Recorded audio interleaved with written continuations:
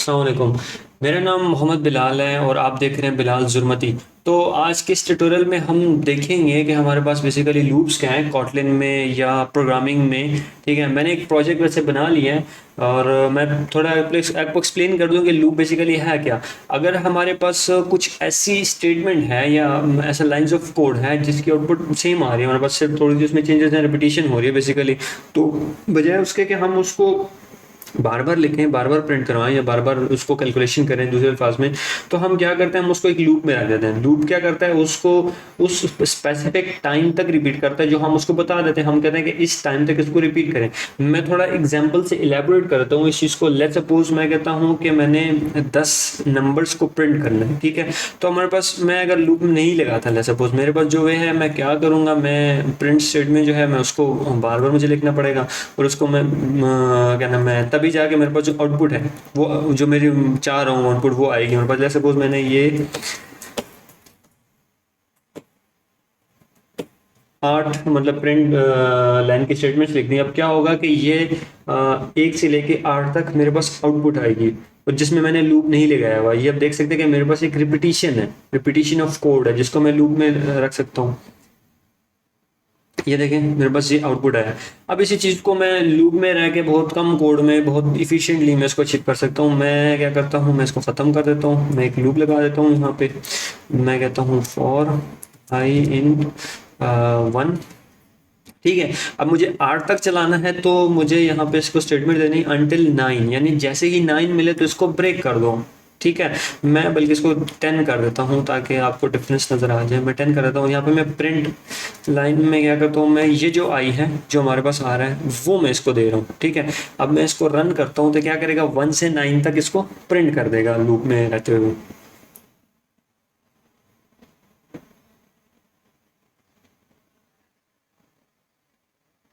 ये आप देख सकते हैं, इसने ए 1 से 9 तक इसको प्रिंट कर दिया। लेट्स सपोज मैं इस आई की जगह कुछ और लिख देता हूँ। लेट्स सपोज मैं लिखता हूँ यहाँ पे, मैं अपना नाम लिख देता हूँ। ठीक है, अब मैं इसको प्रिंट करूंगा तो ये 9 दफ़ा इसी चीज़ को जो है ना आउटपुट स्क्रीन पे मुझे लिख के देगा।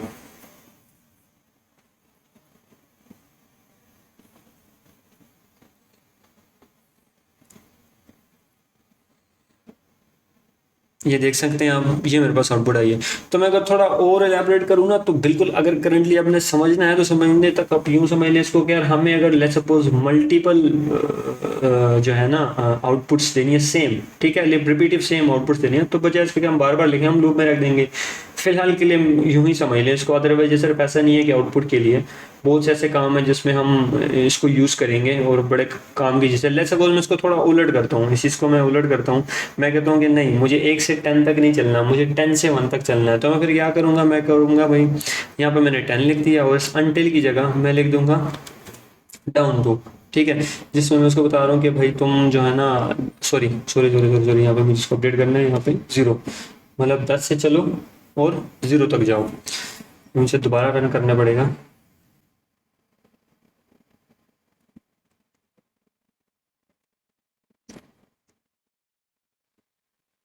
ये आप देख सकते हैं, ये उल्टा चला है, 10 से लेके ये 0 0 और देन ये 0 तक आया है। ठीक है, क्योंकि हमने डाउन टू 1 कर दिया। लेट्स सपोज मैं कहता हूँ 10 से चलो 0 तक, बट उसमें ना स्टेप साइज ये हो के वो दो दो के जंप से जाए। ठीक है, यानी 2 4 6 8 इस तरह प्रिंट करे। तो मैं स्टेप 2 उस पर लिख देता हूँ। अरे मैं इसको रन करूंगा तो क्या करेगा, ये 10 से उल्टा चलेगा और 2 2 के स्टेप्स इसको प्रिंट करता जाएगा। ये देखें, 10 8 6 4 2 0। अगर मैं चाहूँ नहीं, मैं 0 से चलना चाहता हूँ 10 तक और स्टेप 2 के साथ ही चलना चाहता हूँ, तो सिंपली मुझे सिर्फ ये करना है, यहाँ पे डाउन टू की जगह वापस अनटिल कर देना है।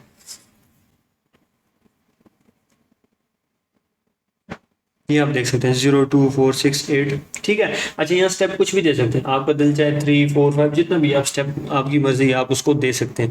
एक हमारे पास और भी एक चीज़ है इसमें फॉर लूप में रहते हुए, कि हम बजाय इसका अनटिल यूज़ करें, हम यूँ करते हैं फॉर आई 0। ठीक है, यहाँ पे मैं अगर डॉट डाल दूँ 1 2, और देन मैं लिख दूँ कि ये चलाओ जी आप 5 तक। ठीक है, ये भी सेम चीज़ है, हम उसको कह रहे हैं कि भाई तुम लूप चलाओ 0 से 5 तक चलाओ। देखिए मैं इसको रन करके आपको दिखाता हूँ।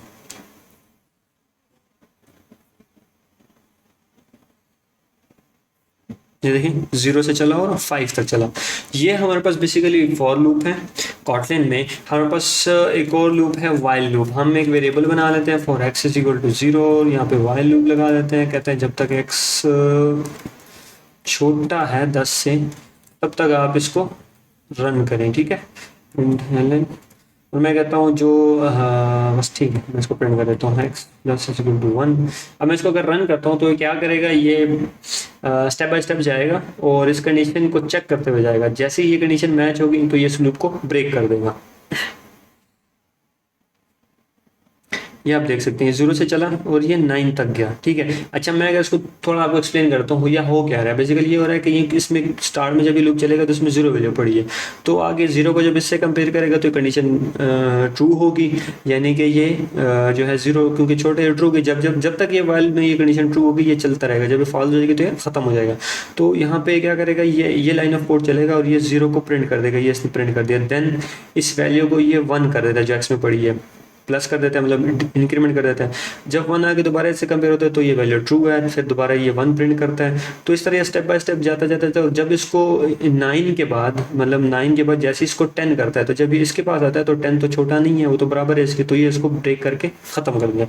तो ये हमारे पास वाइल लूप का कंसेप्ट है। हम डू वाइल को भी देख लेते हैं। मैं इसको बूलियन बना देता हूँ इस एक्स को, और मैं यहाँ पे इसकी जगह मैं कर देता हूँ डू, क्योंकि वाइल में डू वाइल में ये होता है कि हमारे पास जो कंडीशन है वो बाद में चेक होती है, फर्स्ट टाइम की कंडीशन में, ठीक है।